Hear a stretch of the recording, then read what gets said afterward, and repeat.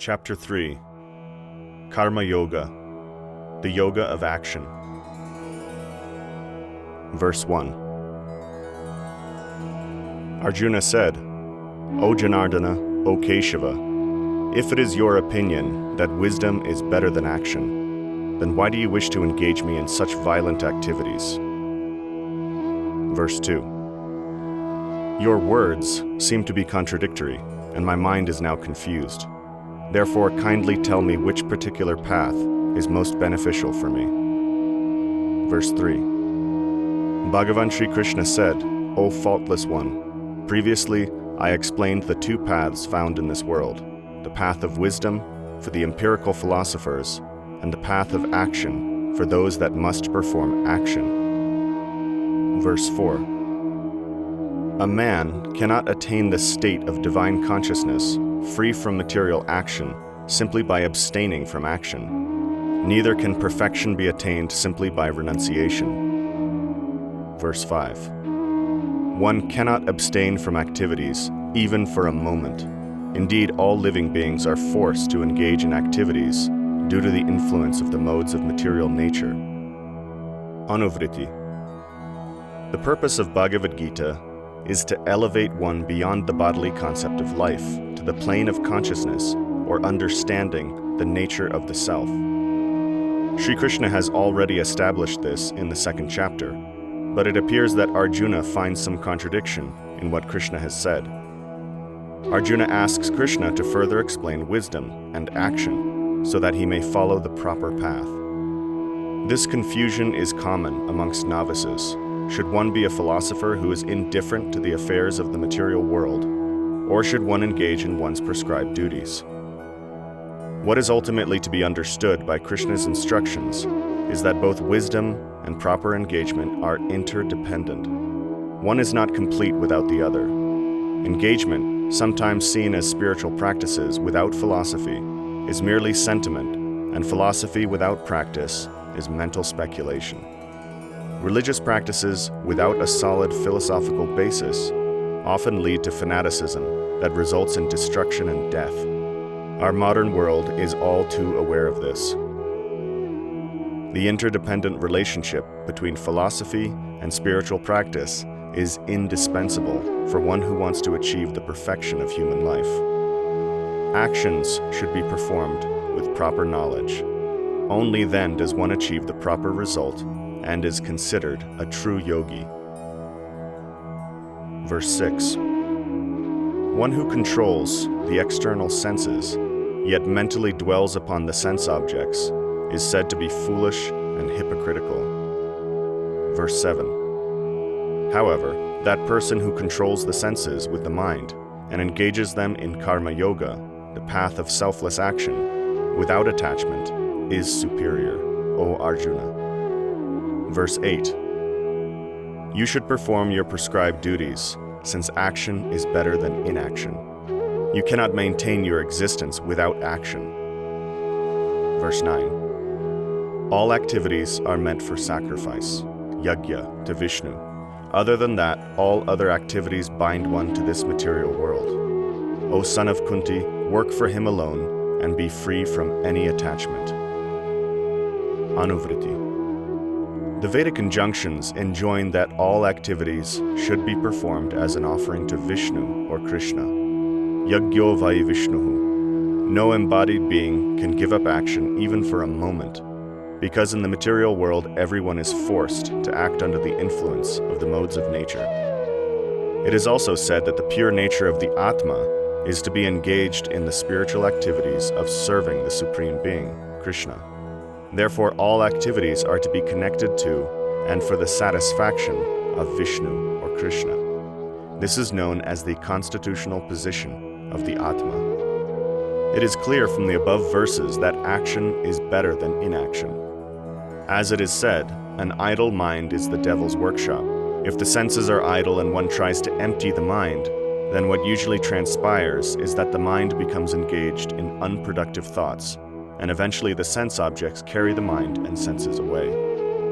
The influence of the modes of nature over the Atma is called Maya, or illusion. This Maya is the external energy of the absolute truth. When the Atma is separated or disconnected from the absolute truth by improper philosophical understanding or improper activities, the result is bewilderment, confusion, and samsara. Verse 10. In the beginning of creation, Brahma created mankind along with the system of sacrifice, and said, "Through this sacrifice may you prosper, may it fulfill all your desires." Verse 11. The demigods, being satisfied with sacrifices, will also satisfy you. By mutually pleasing each other, you will attain the highest benefit. Verse 12. Being satisfied by your performance of sacrifices, the demigods will bestow unto you all the necessities of life. But one who enjoys these gifts without offering them to the demigods is a thief. Verse 13. Enlightened individuals are liberated from all types of impiety by accepting the remnants of foodstuffs offered in sacrifice. However, those who only cook for themselves perpetuate their own bondage. Verse 14. All living beings subsist on food, and food is produced by rain. Rain is produced due to the performance of sacrifice, and sacrifice is born of prescribed activities. Anuvriti. In verse 10, Brahma is mentioned as the creator. According to the Vedas, Brahma is the first living being in this universe, and is manifest directly by Vishnu. Brahma's function is as the secondary creator of the planetary systems.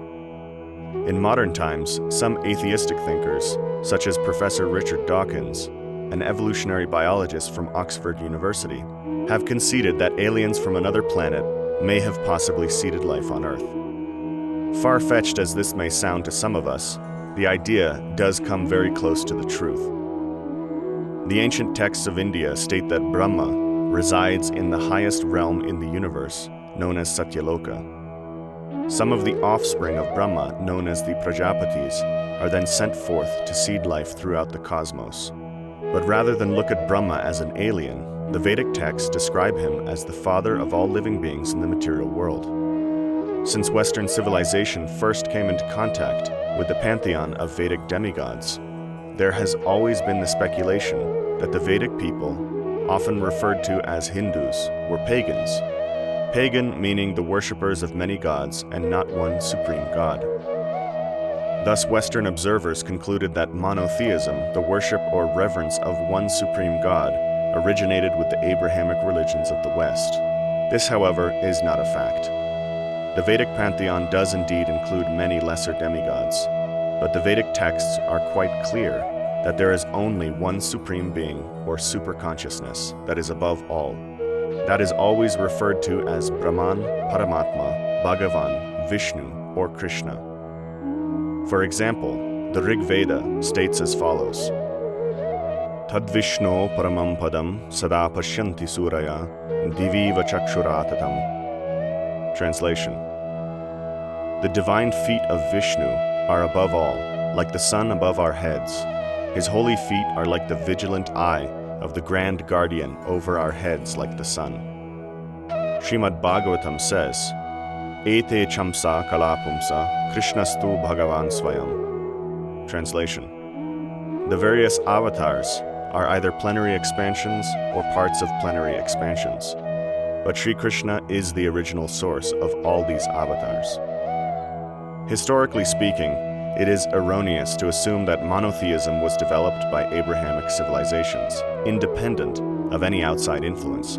In fact, the Abrahamic religions borrowed the idea of monotheism from the Persians after King Cyrus subjugated Babylon and Judea around 500 BCE. Prior to the arrival of the Persians and continuing into the 2nd and 3rd centuries, Judaism and Christianity were known to have belief systems based on one or more gods. Thus, monotheism only gradually developed among the Abrahamic religions. Since the monotheistic concept found in the Vedas is much older than the Abrahamic religions, it is only logical to conclude that the latter borrowed their thinking from the former. During the interim, the Persians, under the influence of Zoroaster, took the monotheistic philosophy from India and then transmitted it to the Middle Eastern civilizations. Indeed, monotheism has always been the central theme of India's Vedic literature. However, failing to look deeply into the philosophy of the Vedas, or possibly being culturally intimidated by the superiority of Vedic knowledge as opposed to Western philosophies and religions, Eurocentric academics and fundamental religionists have marginalized the ancient Vedic civilization of India. The German scholar Max Müller propagated further misinformation on this subject in the 19th century with the invention of the Aryan invasion theory, stating that Vedic civilization did not originate in India. Yet all this is quite far from the truth. According to Müller, the Aryans were a nomadic tribe from Europe who invaded India. Yet there is no evidence that the Aryans were nomads. In fact, to suggest that a nomadic tribe of barbarians wrote literature of such profound wisdom as the Vedas defies imagination. Furthermore, within the Vedas, there is no mention whatsoever of an original homeland, and archaeologically, there is a complete lack of evidence to prove an invasion ever occurred. It can only be concluded that the Aryan people and Vedic knowledge were always indigenous to India. The Vedic knowledge is that Vishnu or Krishna is supreme, and the lesser gods and goddesses such as Brahma, Shiva, Ganesh, Kartikeya, Kali, and Saraswati, etc., are actually servants of the Supreme Being and are empowered with the duties of managing the universal affairs of material nature. In the above verses, Sri Krishna recommends that offerings should be made to the demigods, and thus the demigods will be pleased to bestow unto humanity all the necessities of life. This is, in short, a universal law of taxation. In other words, we must give the demigods their dues. It is also intrinsic to the nature of the Atma to perform service and sacrifice.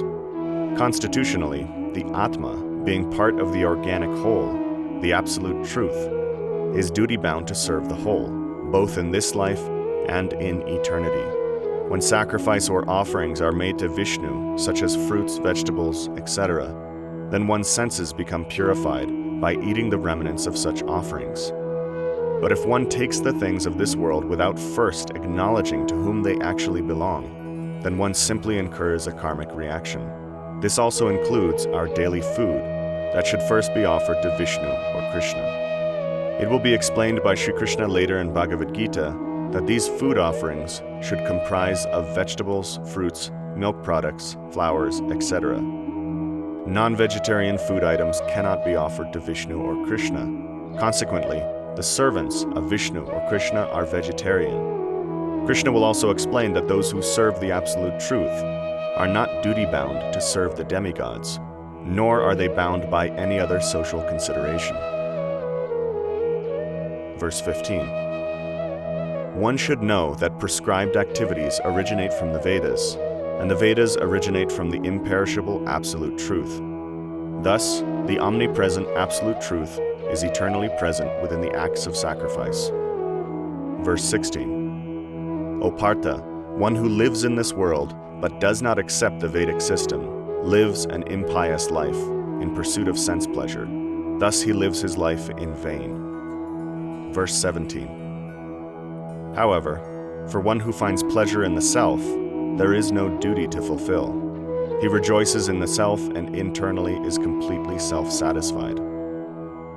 Verse 18. In this world, he neither gains by action nor gains by inaction, neither does he depend upon any other person. Verse 19. Therefore, continue to perform your prescribed duties perfectly, without attachment to the results. By acting without attachment, one attains the absolute. Verse 20. In the past, kings such as Janaka and others attained perfection by performing their prescribed duties. In order to set a proper example to the people in general, you should also act appropriately. Verse 21. However a great man conducts himself, common men will follow. Accordingly, whatever standard he sets by his actions, others will follow in his footsteps. Anuvriti. The Vedic system of political and spiritual leadership is that one should lead by example. Unfortunately, in today's world, good leaders of any kind are hard to come by. Not only are we disappointed to learn that those we have elected to public office are often pilfering the wealth of the country for their own benefit, but we are even more shocked to learn that so many of our so-called spiritual leaders cannot even maintain the most basic principles of morality and engage in abominable, depraved practices. Sri Krishna states in the above verse that what a great man does, the common man will follow. This is most evident when we observe how movie stars, rock stars, and sports personalities influence the majority of people today. That we tend to be influenced by others is a human characteristic.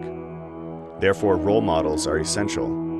But what human society needs are role models that are knowledgeable, cultured, morally principled, and spiritually advanced. Verse 22. O Arjuna, son of Pritha, I have no duty to perform whatsoever in the three worlds. I lack nothing, nor do I need to gain anything. Yet I still engage in activities. Verse 23. If I avoid activity, then all men will follow my path and neglect their prescribed duties, O Partha. Verse 24. If I do not act properly, then the general populace will be ruined, and I will be the cause of unwanted progeny. In this way, I will cause the destruction of all beings. Verse 25.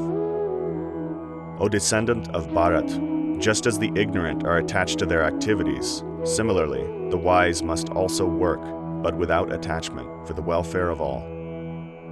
Verse 26. The wise should not disturb the minds of the ignorant, who are attached to their selfish activities. Rather, remaining unattached and fully executing their duties, they should encourage the ignorant and engage them in pious activities. Verse 27. All activities are performed by the modes of nature.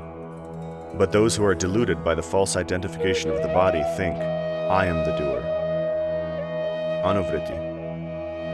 Sri Krishna states in the above verses that he has no duty to perform, that he lacks nothing, nor has he anything to gain. In other words, Krishna is already perfect and complete. Om Purnam. Yet Krishna acts, he is not idle. He acts for the benefit of humanity by establishing spiritual practices in every age. Dharmam tu sakshat bhagavat pranitam. When an avatar of the absolute truth makes his appearance in the material world, he does so to establish eternal principles of dharma. Krishna appeared at the end of Dwapara Yuga, 5,237 years ago, 3,228 BCE, and spoke the Bhagavad Gita. However, this was not Krishna's most recent appearance. Krishna appeared again after the beginning of Kali Yuga, 525 years ago. This Kali Yuga avatar of Krishna is known as Sri Chaitanya Mahaprabhu. In his avatar as Sri Chaitanya Mahaprabhu, Krishna taught the process of Sankirtana, the congregational chanting of the Maha Mantra, to accompany the study of Bhagavad Gita. As regards the Maha Mantra, the Kali Santarana Upanishad states as follows: Hare Krishna, Krishna Krishna, Hare Hare, Hare Rama, Rama Rama, Hare Hare. Iti Shodhashakam Nam Kali Kalmasha Nashanam Nata Paratharopaya Sarvavedeshu Drishyate. Translation. The 16 words of this Maha Mantra are specifically meant for counteracting the contamination of Kali Yuga. There is no other way but to chant these names of Krishna. After searching throughout the Vedic literature, one will not find a process for this age that is more sublime. The transcendental potency of the Maha Mantra is further described as follows in the Padma Purana. Nama Chintamani Krishnash Chaitanya Rasa Vigraha Purana Shudho Nityamukto Binatvan Nama Namino. Translation. The name of Sri Krishna is a transcendental touchstone, full of all transcendental mellows, complete, pure, and eternally liberating. The name of Krishna is none different than Krishna. The study of the Bhagavad Gita and the practice of Sankirtana have now spread all over the world. It is no longer something that is only available in India. There will be more discussion on this particular topic in chapter 4, verse 8. The proper mode of action and the proprietor of the results of action is only understood when one is free from the identification of the self as the body, as being a byproduct of the body, or that one is the doer of activities. We walk, we talk, we digest food, we construct buildings, and even empires. But all these activities are made possible for us by a combination of material nature and the Paramatma, the superconsciousness that pervades the entire universe. How all this transpires is inconceivable to those under the bodily conception of life. Thus, the idea that I am this body, arising from false ego, must be abandoned. Who are we? Where do we come from? Why are we here? Is there life after death? The answers to all these questions begin to fall into place when one gives up the concept of the body as the self. Many great thinkers from Western civilization have struggled with the ultimate questions of life and death, but failed to find the answers or the solutions to the problems. This in part was due to the fact that they contemplated life under the false premise that the body is the self. Self-realization and realization of the absolute truth begins with the abandonment of the bodily concept of life. Verse 28. Yet, O mighty armed one who is a knower of the truth concerning action and the modes of material nature, understands that it is the modes interacting with one another, and thus he remains unattached. Verse 29. Those bewildered by the modes of material nature are engrossed in material activities conducted by those modes. The wise should not disturb the ignorant who are bereft of proper knowledge. Verse 30. Completely surrendering all your activities unto me, with your consciousness fully situated in the self, without any selfish motivation, without any sense of ownership, and without grief, fight. Verse 31. Those that faithfully follow these instructions of mine, without envy, will become free from the bondage of actions. Verse 32. However, you should know that those persons who out of envy do not follow my instructions are deprived of all knowledge. They have lost sight of the goal of life and are bereft of intelligence. Verse 33. Even a wise man acts according to his nature. All living beings act according to their natures, for what can repression achieve? Verse 34. The senses are attracted to and repelled by the objects of the senses, but one must not become controlled by such attraction or aversion, for they are obstacles. Verse 35. It is better to perform one's own prescribed duties imperfectly, rather than perform another's duties perfectly. It is better to die while performing one's own duties, for executing the duties of another is fraught with uncertainty. Anuvriti. The faults of material life are many. Herein, Sri Krishna has mentioned certain faults that a serious student of the Bhagavad Gita should be preeminently aware of. Ignorance, foolishness, selfish motivation, a false sense of proprietorship, as well as attraction and aversion to the sense objects, are mentioned by Krishna. But more dangerous than any other fault is envy. Envy, it seems, is purely evil, as Krishna says that those who do not follow the teachings of the Bhagavad Gita out of enviousness are bereft of all knowledge and intelligence. Another danger is the tendency of neglecting one's own duty and trying to perform the duty of another. In other words, Krishna tells Arjuna to tend to his own business. Arjuna is a Kshatriya, and his duty, as already discussed, is to protect and defend the kingdom. Arjuna, however, is showing leanings towards renunciation, becoming a monk, a sannyasi. Arjuna wants to abandon his duty and perform that of another. But Krishna warns him that this is not a good idea. In fact, Krishna says it is even dangerous. Krishna explains that it is better to perform one's own duty imperfectly than perform another's duty perfectly. In particular, Krishna is encouraging Arjuna to follow the codes of conduct set down for Kshatriyas, of which abandoning the battlefield for a warrior is not an option.